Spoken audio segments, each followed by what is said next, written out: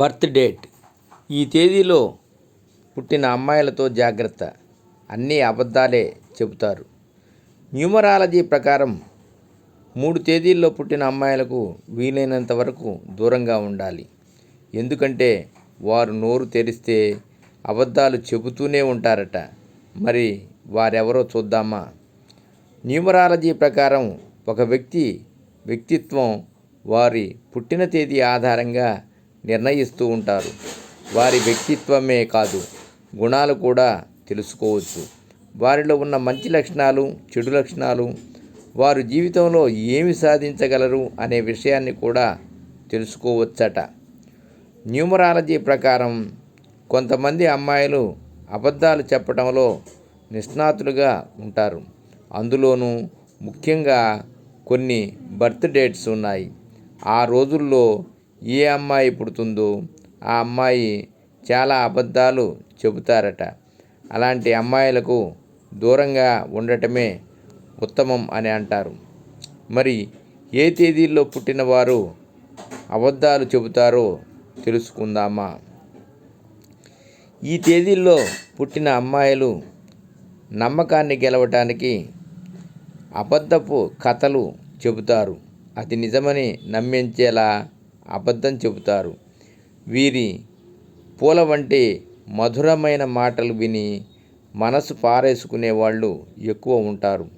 కానీ తర్వాత వారి నిజ కథ విన్న తర్వాత తల పట్టుకొని కూర్చోవాల్సి వస్తుంది. ఈ 3 తేదీల్లో 1, 4.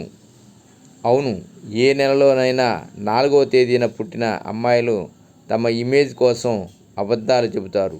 అందరి ముందు తాము ఉత్తమంగా కనిపించాలి అనుకుంటారు. అందరూ తమని మెచ్చుకోవాలని పిచ్చి మనస్సుతో అబద్ధాలు చెబుతూ ఒక రాజభవనాన్నే సృష్టిస్తారు. మరో తేదీ 13.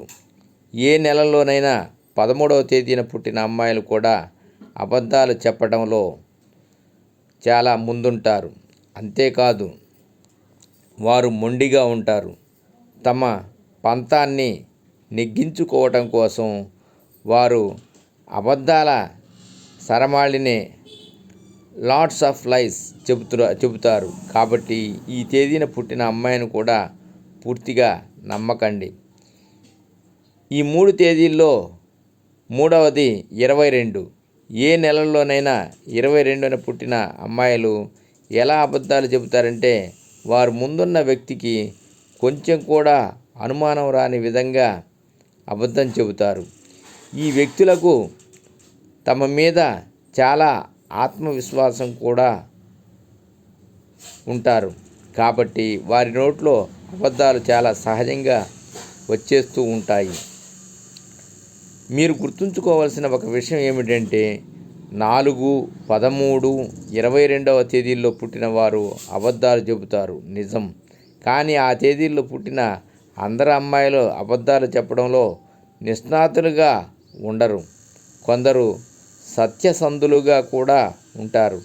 ఇది వారి పుట్టిన తేదీతో పాటు రాశి, నక్షత్రాల మీద కూడా ప్రభావం చూపుతుంది.